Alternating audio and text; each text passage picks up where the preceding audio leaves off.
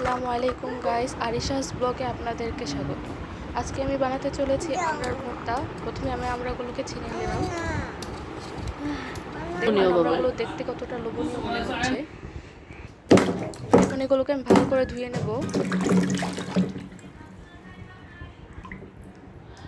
আমার আমড়াগুলো ধুয়ে নেওয়া হয়ে গেছে।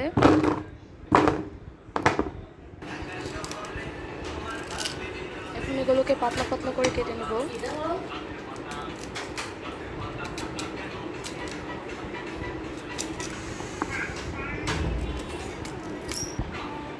ঠিক এইভাবে কেটে নিতে হবে। এখন আমার আমড়াগুলো কাটা শেষ, আর আমি এখন মরিচগুলো পুড়িয়ে নিচ্ছি। এখন লবণ দিয়ে মরিচগুলোকে ভালো করে মেখে নেব।